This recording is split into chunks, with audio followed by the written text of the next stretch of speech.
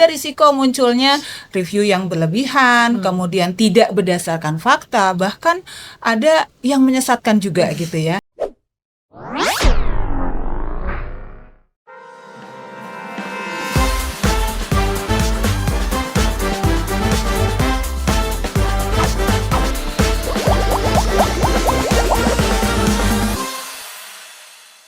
Halo Positive People, apa kabarnya hari ini? Semoga selalu senantiasa sehat dan bahagia dimanapun Anda berada. Selamat datang kembali di ruang obrolan yang selalu punya cerita menarik tentang kosmetik.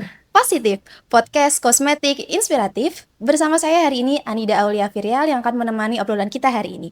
Nah, episode kali ini kita akan membahas fenomena yang sedang ramai di media sosial, yaitu review kosmetik dan bagaimana review ini mempengaruhi dalam konsumen dalam memilih kosmetik. Oke, sebelum kita masuk lebih lanjut, ini sebenarnya kita sudah kedatangan dua narasumber yang sangat kompeten di bidangnya. Kita akan sapa satu-satu dulu narasumber kita hari ini ya. Yang pertama kita kedatangan Kepala Biro Hukum dan Organisasi Badan Pengawas Obat dan Makanan, Ibu Andriana Krisnawati SHMH. Selamat datang Ibu, bagaimana kabarnya? Terima kasih Mbak Anida, selamat pagi, salam sehat untuk semuanya. Senang sekali saya bisa diundang dalam kegiatan podcast pagi ini dengan influencer kita yang juga sangat oke ya. Mudah-mudahan podcast hari ini bisa memberikan vibes yang lebih baik lagi untuk masyarakat. Makasih. Terima kasih banyak Ibu sudah menyempatkan waktunya untuk hadir di tengah kesibukannya.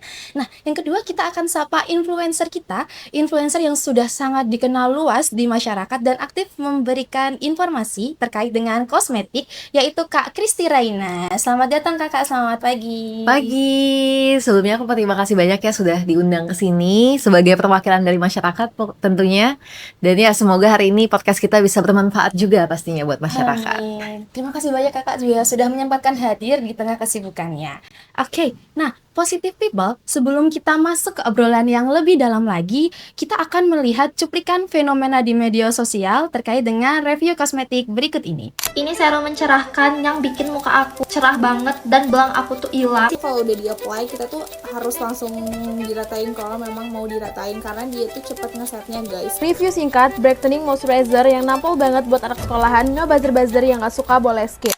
Wah, Positive People, dari video yang tadi kita lihat, ternyata semakin banyak ya review kosmetik ini dan ternyata cukup mempengaruhi terhadap pemilihan kosmetik oleh konsumen. Nah, menurut Ibu Andriana sendiri, bagaimana pendapat Ibu terkait dengan fenomena tersebut? Ya, gini ya Mbak, saat ini memang fenomena itu cukup banyak kita temui ya, baik di media sosial, platform digital, dan juga mungkin media-media lainnya ya, bahwa kosmetik itu sudah ada pergeseran. Ya, kosmetik itu sekarang sudah menjadi sebuah kebutuhan primer bagi masyarakat, ya, khususnya wanita. Tapi sekarang pria juga nggak nutup kemungkinan ya, dia juga jadi konsumen untuk kosmetik. Nah, dengan meningkatnya penggunaan platform digital, media sosial, dan juga sekarang banyaknya influencer ya, influencer yang ini menjadi sebuah sumber informasi yang sangat berpengaruh sebetulnya bagi masyarakat di dalam memilih produk ya. Dengan kondisi yang ada ini, kita bisa bilang bahwa kosmetik itu sekarang menjadi salah satu bisnis yang memang menjanjikan di dalam dunia bisnis kita. Nah, ini menjadi sebuah hal yang harus kita sikapi secara positif, tapi juga penuh kehati-hatian karena efeknya semua tentunya nanti adalah perlindungan kepada masyarakat. Iya, betul, sepakat Ibu. Sepertinya memang sangat terasa ya peran dari teman-teman influencer ini untuk mempengaruhi masyarakat dalam memilih kosmetik. Ya, berhubung salah satu narasumber kita ini juga seorang influencer kosmetik yang juga mereview kosmetik juga, boleh dong Kak Kristi pandangannya terhadap fenomena ini tuh seperti apa? Ya, aku pasti setuju banget ya sama yang disampaikan oleh Ibu. Sekarang itu masyarakat itu kalau mau beli sesuatu harus lihat dulu reviewnya gitu, betul, kan. Betul. Nggak usah masyarakat, saya sendiri deh. Saya selaku yang membuat konten pun, saya pun kalau mau review sesuatu, membeli sesuatu, saya lihat juga reviewnya. Karena lebih kerasa deket gitu ya sama kita. Kayak sebelum kita membeli, kita pengen tahu ini tuh beneran cocok nggak sih buat kulit kita, ini cocok nggak sih shade-nya sama kulit kita gitu ya.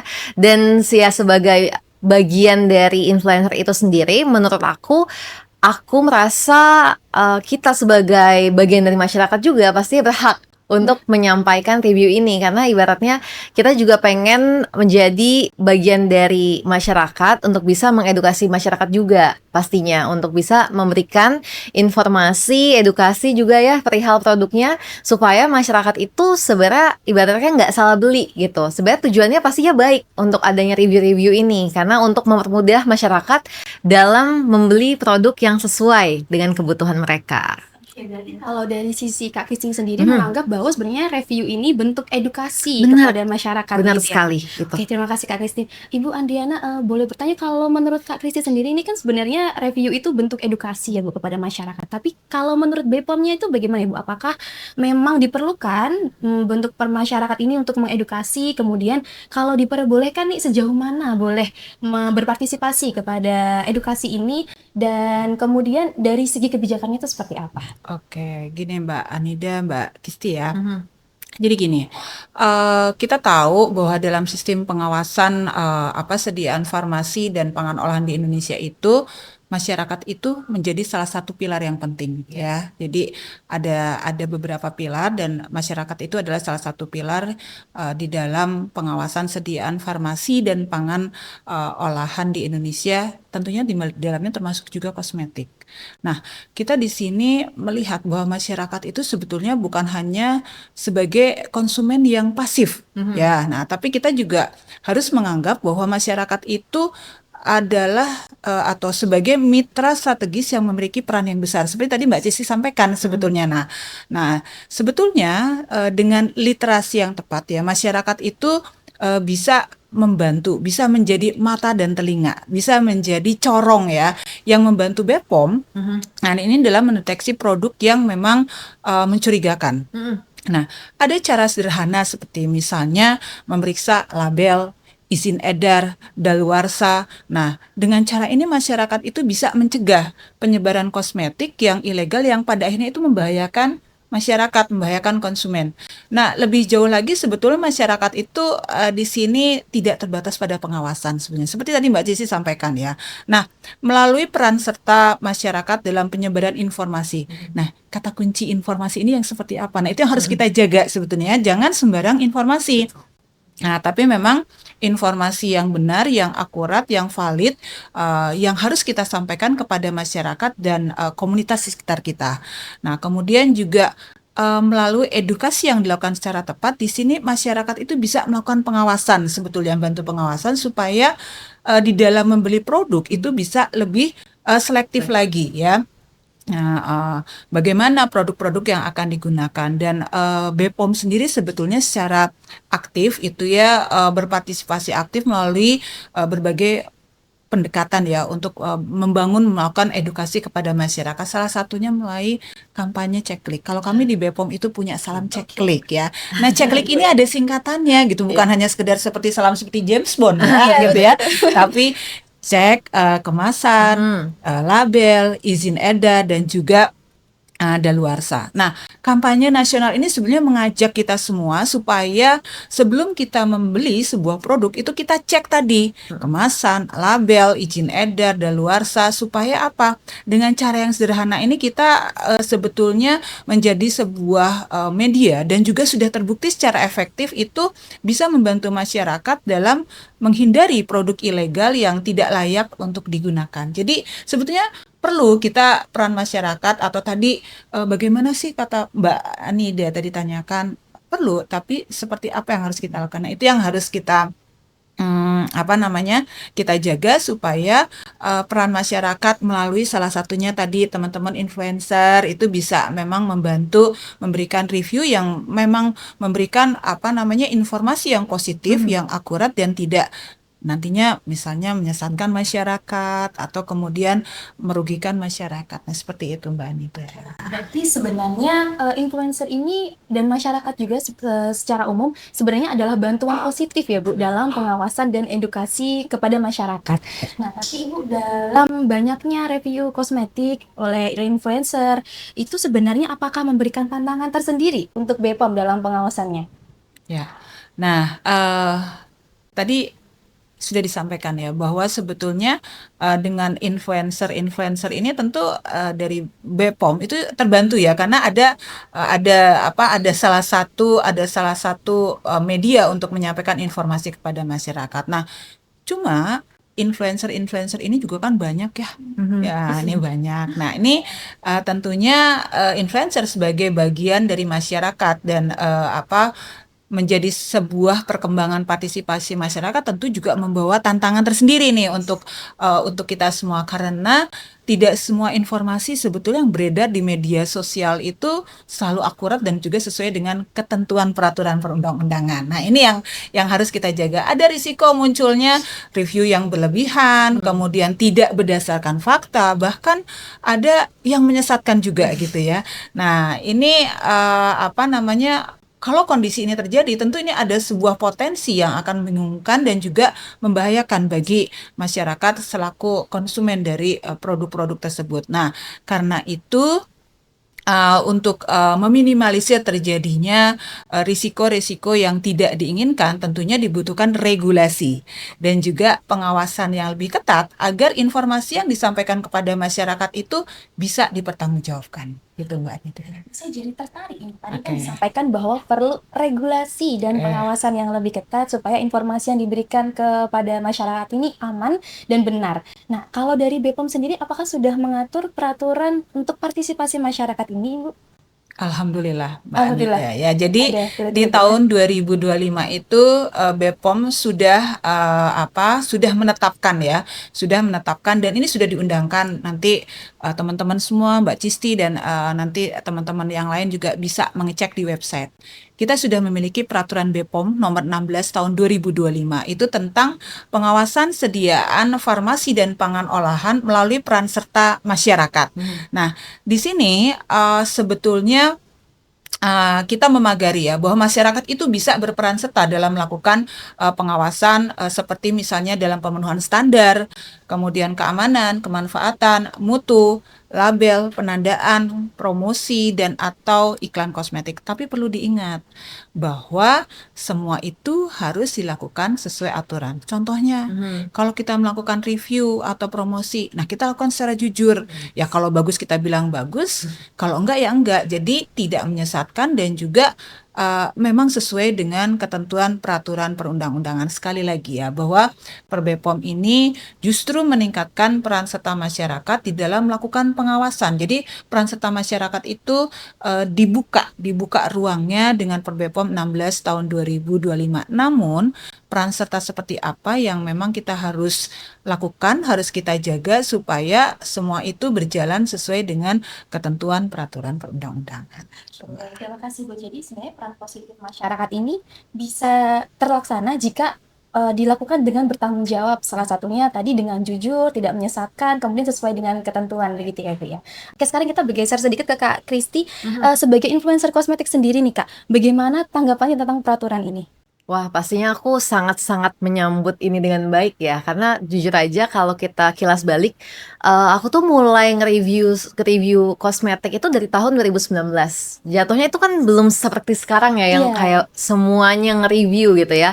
Kalau dulu mungkin belum terlalu banyak tantangannya, tapi pasti makin kesini, otomatis semakin banyak yang jadi influencer, semakin banyak juga ya tantangannya. Nah, saya sangat-sangat menyambut baik ya pihak BPOM yang sudah meregulasi ini, sehingga kami juga punya batasan ibaratnya. Kami tahu mana yang harus kami lakukan, mana yang tidak. Karena ibaratnya kalau nggak ada aturan, ini makin banyak lagi nih yang bermunculan tapi nggak tahu harus apa yang dipegang gitu loh kalau misalnya nggak ada aturan gitu. Jadi harapannya kami juga sebagai influencer tuh tahu, oh yang boleh itu begini, yang nggak boleh itu begini gitu ya. Jadi bisa teredukasi juga, akhirnya nanti masyarakat bisa mengkonsumsi konten-konten yang memang bermanfaat, konten-konten yang memang edukatif, dan itu memang tujuan awalnya kan. Iya. Untuk kita membuat konten, pastinya kita juga pengen ya konten itu ada isinya lah gitu. Jadi bukan konten yang amit-amit menyesatkan, apalagi menyebarkan informasi yang salah, seperti itu ya yang pastinya kita hindari.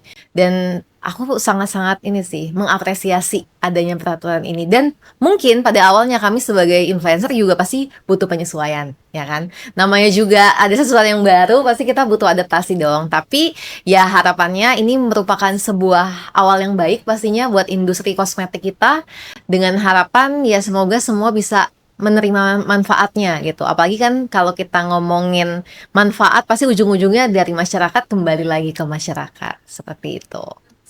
Ini sebenarnya tantangannya justru baik ya Kak ya, dan memberikan tanggung jawab juga kepada influencer bahwa apapun yang disampaikan itu harus penuh dengan kehati-hatian gitu ya, dan Benar, juga harus akurat gitu, tidak betul, menyesatkan betul gitu. sekali. Kemudian Ibu Andriana menyambung lagi terkait dengan partisipasi masyarakat, apakah boleh disampaikan sebenarnya contoh-contoh partisipasi masyarakat yang boleh itu seperti apa? Oh ya, ya baik Mbak. Jadi ketika masyarakat diberikan peran serta dalam pengawasan produk kosmetik itu, kita bisa melakukan dalam beberapa bentuk. Misalnya kita memberikan informasi ya, memberikan informasi dan laporan dugaan penyalahgunaan kosmetik. Nah ini penting ini ya, ini penting. Kemudian contoh berikutnya lagi pemberian informasi dan laporan dugaan kosmetik yang tidak memenuhi standar. Dan atau persyaratan keamanan atau khasiat, kemudian mutu, label, penandaan, kemudian promosi dan atau iklannya. Kemudian ini juga penting ini, pelaporan terhadap efek samping, ya, atau kejadian yang memang tidak diinginkan karena penggunaan kosmetik ya, karena banyak ya, biasanya karena review si A cocok, kemudian kita coba ternyata si B nggak cocok, ya kan? Nah ini mungkin juga harus dilaporkan karena mungkin ada alergennya kah atau apa, mungkin hal-hal lain yang mungkin harus dipikirkan. Kemudian juga contoh lain dari partisipasi ini adalah keikutsertaan di dalam kampanye atau penyebaran informasi pada masyarakat terkait penggunaan kosmetik yang tepat serta memenuhi standar dan atau persyaratan. Nah itu Mbak Anida, jadi beberapa contoh ya peran serta masyarakat di dalam dalam pengawasan produk kosmetik itu ya. Jadi sekali lagi pengawasan partisipasi itu bukan hanya pengawasan, soalnya kan seperti menakutkan ya. Judulnya pengawasan, padahal nyatanya sejatinya di dalam Perbepom itu tidak hanya bicara soal pengawasan, tapi juga pemberian informasi itu menjadi sebuah bentuk dari partisipasi masyarakat. Iya, berarti sebenarnya di peraturan ini juga sebenarnya sudah disampaikan ya Bu, sejauh mana peran masyarakat gitu. Oke. Kemudian Ibu, kalau misalnya Ibu tadi disampaikan ada dugaan terkait dengan efek samping kosmetik atau misalnya ditemukan sepertinya kosmetik ini mengandung bahan yang dilarang ini atau tidak memenuhi ketentuan. Nah, lalu apa yang bisa dilakukan masyarakat Bu? Oke. Nah, sebetulnya gini, ini kan menjadi bagian feedback ya, jadi feedback bagi Bepom. Nah, ketika ada kondisi-kondisi yang tidak diharapkan, nah Bepom sendiri sebetulnya itu secara masif dan konsisten ya, terus melakukan komunikasi, informasi dan edukasi kepada masyarakat untuk mendorong masyarakat itu terus berpartisipasi di dalam pengawasan obat dan makanan. Nah, tadi ketika itu terjadi, nah kita kan bisa melakukan pengaduan atau pelaporan ke Bepom kalau nyatanya ternyata ada kecurigaan atau menemukan indikasi pelanggaran ya kosmetik yang ada di masyarakat itu tidak memenuhi ketentuan. Nah, kemudian bagaimana masyarakat itu bisa menyampaikan laporan atau aduan itu ya? Kita punya beberapa kanal nih Mbak Cisti dan mungkin juga teman-teman yang lainnya ya. Pertama, kita bisa melalui aplikasi lapor. Itu bisa diakses di mana? Nah, itu kita bisa melalui website, aplikasi lapor, SMS 1708 atau melalui bepom.lapor.go.id. Kemudian kanal yang berikutnya itu kontak center Halo Bepom ya. Nah, layanan pengaduan ini bisa kita hubungi melalui telepon dengan nomor 1500533. Kemudian juga bisa kita lakukan SMS, WhatsApp, email. Kemudian juga bisa melalui media sosial tadi ya Mbak Cici kayaknya aktif ya gitu ya.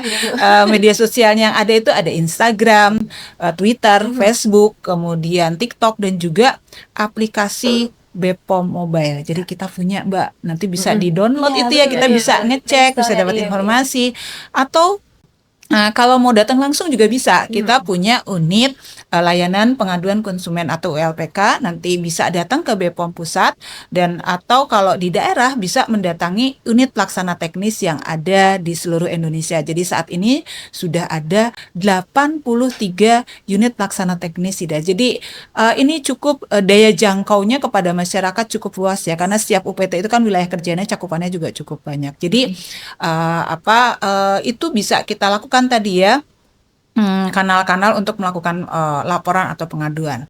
Tapi jangan lupa ketika kita melakukan aduan atau pelaporan ini harus dilengkapi loh Mbak. Jadi jangan berita hoax aja ya, tapi harus kita lengkapi juga dengan informasi lainnya seperti identitas pelapor itu penting. Ya, identitas pelapor itu penting. Kemudian nama dan alamat toko. Kalau memang dia ada tokonya secara fisik atau toko online ya, beserta linknya. Nah, kemudian identitas produk yang dilaporkan. Nah, kemudian juga ini ketika melaporkan juga harus ada fotonya, foto produk dari segala sisi. Ya, dari segala sisi sehingga BPOM itu bisa menindaklanjuti laporan tersebut. Nah, bagi pelapor atau pengadu jangan khawatir ya, identitas pelapor dan juga isi aduannya itu akan dijaga, akan dijamin kerahasiaannya. Nah, dengan kemudahan ini sebetulnya akan memperlancar respon terhadap potensi pelanggaran ya, potensi pelanggaran dan juga sebetulnya menjadi saluran komunikasi dua arah antara BPOM dan masyarakat. Nah, masyarakat itu kan bisa berperan aktif ya di dalam menyebarkan informasi. Di sini baik informasi dari BPOM atau ya informasi yang dimiliki atau diperoleh sendiri. Nah, ini tadi. Tapi ada catatannya. Ini kembali kan merujuk ke BPOM 16 2025 ya. Nah, bagaimana dengan informasi yang dimiliki atau diperoleh sendiri? Misalnya dari hasil survei, dari hasil penelitian dan atau pengujian yang sudah dilakukan oleh masyarakat. Nah, khusus untuk informasi yang memang berasal atau dimiliki oleh masyarakat, sebelum disebarkan luas, ini masyarakat harus menyampaikan terlebih dahulu kepada BPOM. Untuk apa? Untuk dilakukan verifikasi dan atau evaluasi. Nah, poin pentingnya apa? Jadi masyarakat itu memiliki informasi baik berupa review atau promosi yang didasarkan dari hasil pengujian laboratorium, kemudian survei dan atau penelitian yang mereka lakukan, tapi harus dilaporkan ke BPOM terlebih dahulu untuk diverifikasi. Nah, supaya apa? Supaya nantinya informasi yang didapatkan dimiliki oleh masyarakat itu bisa dipastikan keabsahannya, legalitasnya dan juga validitasnya ya. Nah, setelah diverifikasi dan dievaluasi oleh BPOM, nanti BPOM akan mengumumkan kepada masyarakat ya, baik secara langsung ataupun melalui media yang lainnya. Dengan demikian kita pastikan bahwa informasi yang didapatkan oleh masyarakat itu adalah informasi yang resmi dan valid ya, valid untuk diterima, sehingga tidak tidak menutup kemungkinan gitu bahwa tadi informasi dari BPOM dilanjutkan atau informasi dari masyarakat, tapi ada beberapa step yang kemudian harus diikuti supaya atau dilalui atau dilakukan supaya informasi yang sampai kepada masyarakat itu memang informasi yang akurat dan resmi dan juga tentunya sesuai dengan ketentuan peraturan perundang-undangan. Wah, sebenarnya BPOM sudah ada mekanisme yang jelas ya? Sudah ada, sangat jelas Mbak Anita. Sangat jelas, tadi sudah banyak sekali yang disampaikan lapor. Mungkin nanti bisa diklik di bawah ya, Positive People, terkait dengan di mana saja bisa melakukan pengaduan. Nanti kita sampaikan di deskripsi untuk videonya. Nah, kalau misalnya untuk dari Kak Kristi sendiri, kalau misalnya tadi disampaikan dari Ibu Andriana, sebagai yang langsung terlibat nih Kak, bagaimana pengalaman Kakak setelah adanya peraturan ini, terus review kosmetiknya itu seperti apa Kak? Oke, pengalamannya pasti ya tadi yang seperti saya udah sampaikan di awal, pasti butuh adaptasi ya pastinya terhadap peraturan ini. Tapi Pastinya aku sangat menyambut baik ya ada peraturan ini. Jadi kita tahu mana yang harus kita lakukan, mana yang harus kita tidak lakukan gitu. Nah, terus itu harapannya sih ini tuh bisa menjadi sebuah hal yang positif juga bagi kami seorang influencer supaya ada arahnya. Supaya kami bisa tahu nih reviewnya lebih ke arah yang mana yang pastinya tidak menyesatkan, tidak overclaim, dan selain review juga kita bisa menemukan nih indikasi-indikasi misalnya ada produk-produk yang tidak sesuai kah. Waktu itu juga sudah sempat ada sih di masyarakat yang misalnya bilang ini tuh produknya overclaim, akhirnya ditindaklanjuti juga sama BPOM, akhirnya ditindaklanjuti juga sama brandnya gitu. Menurut aku ini merupakan ekosistem yang pastinya sangat positif ya, supaya apa kita kita saling jaga lah ya, ibaratnya sebagai lembaga BPOM juga menjaga masyarakat juga bantu BPOM untuk melaksanakan tugasnya supaya tepat sasaran gitu. Dan aku pribadi harapannya semoga setelah ada peraturan ini masyarakat jadi lebih think before share lah. Oke. Jadi mereka tuh selalu mikir nih ketika mereka mau share ini tuh beritanya bener nggak Betul, sih? betul. Ini apa yang aku review ini sesuai nggak sih? Nah, pada dasarnya sebenarnya yang harus kita hati-hati juga ada beberapa, maksudnya aku bilang oknum misalnya brand yang misalnya membayar seorang influencer gitu ya untuk menyampaikan ibaratnya review tapi bukan sesuai nih, nggak sesuai. Aku juga sempat dapat beberapa misalnya kita dibayar tinggal sharing aja nih. Udah disiapin kontennya, jadi kita tinggal share aja. Misalnya aku pakai ini 2 hari aja udah putih. Wow.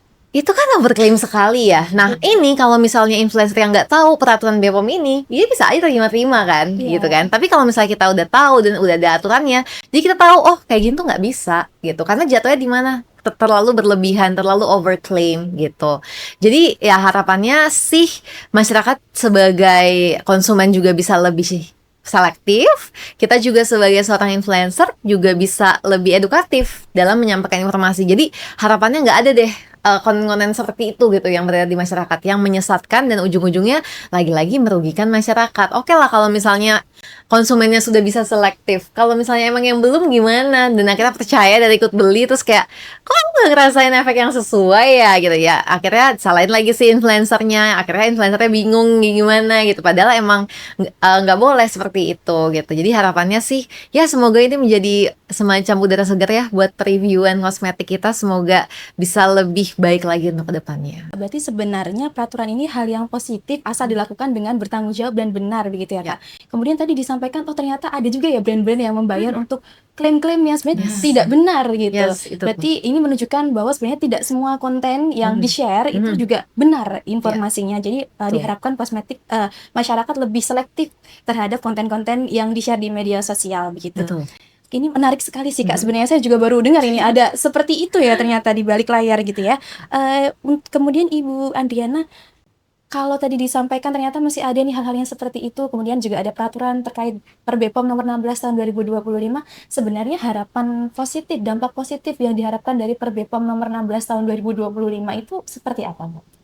Sebenarnya apa yang kita harapkan ya, positif vibes dari Per BPOM 16 2025 itu ya tentunya kita ingin meningkatnya kualitas informasi yang beredar di masyarakat ya, sehingga konsumen itu terlindungi ya, karena mereka akan memperoleh informasi yang benar dan tidak menyesatkan ya. Nah, selain itu ini keterlibatan influencer dalam masyarakat ya, ini dalam pengawasan ini juga akan mendorong terciptanya sistem pengawasan yang lebih partisipatif, luas dan menyeluruh gitu ya. Kalau memang ditemukan masyarakat yang melakukan pelanggaran terhadap Per BPOM 16 2025, maka ada sanksi loh di dalam Per BPOM itu yang kemudian akan dikenakan ya kepada masyarakat karena melakukan pelanggaran gitu. Karena kita sudah memberikan rambu-rambu, sudah memberikan batasan yang tujuannya apa? Untuk melindungi masyarakat. Nah, kalau itu sampai dilanggar, tentu BPOM sebagai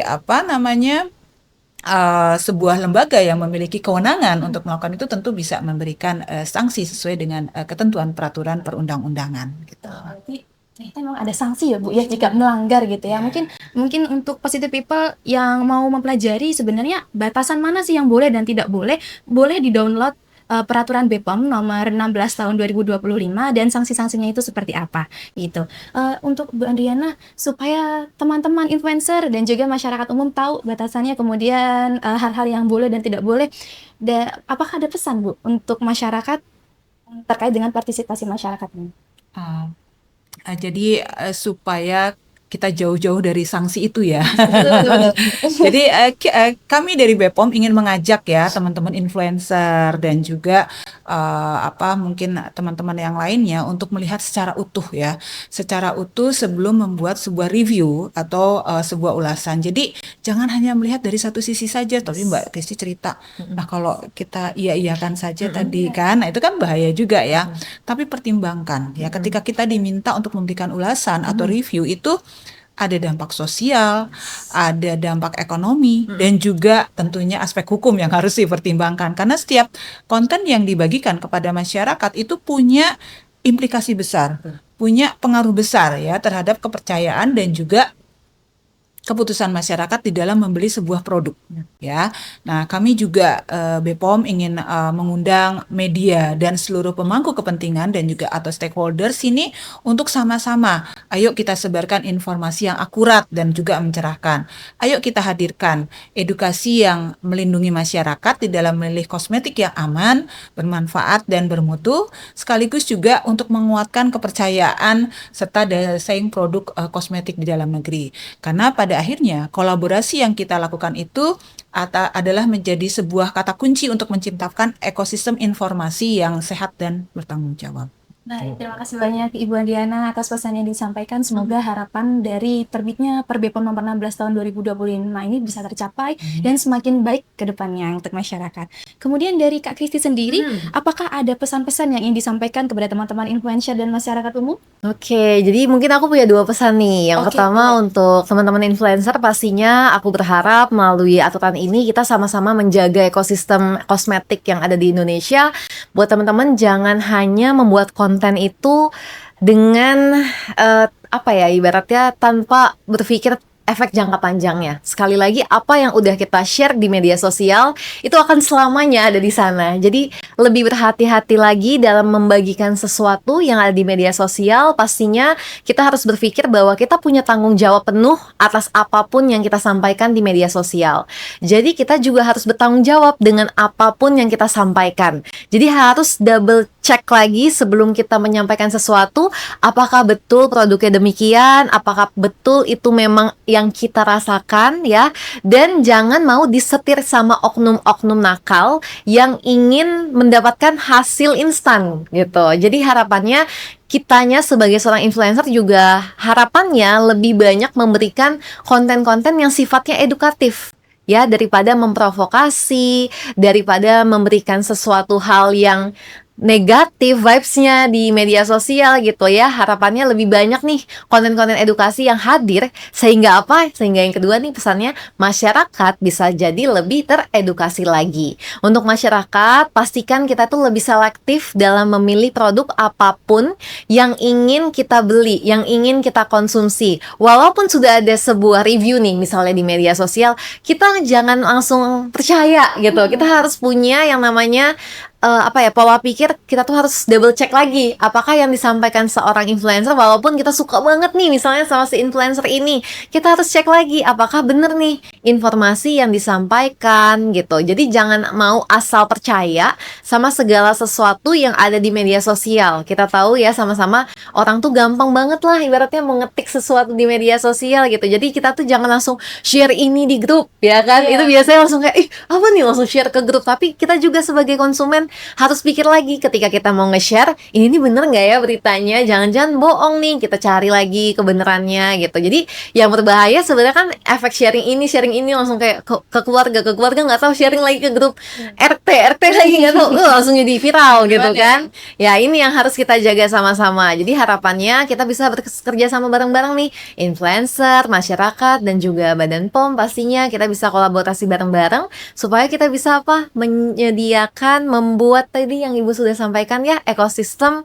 yang pastinya lebih baik lagi untuk kosmetik yang ada di Indonesia. Dan semoga harapannya semuanya ini bisa terlindungi gitu ya dari dampak-dampak buruk yang amit-amit bisa kita rasakan gitu. Jadi harapannya lebih positive vibes tadi ya kata Ibu ya, lebih positive vibes. Jadi akhirnya semua happy, semua terjaga, dan pastinya ya semua bisa terlindungi seperti itu. Oke, terima kasih banyak Kak Kristi atas pesan yang disampaikan. Sebenarnya ini obrolannya masih cukup panjang lagi karena masih banyak yang bisa dikulik sebenarnya. Sangat seru obrolan hari ini, namun sayang sekali kita harus cukupkan dulu sampai di sini. Sebenarnya terima kasih banyak Ibu Andriana dan Kak Kristi atas diskusi yang sangat insightful hari ini. Semoga kita bisa bertemu ya di lain kesempatan gitu.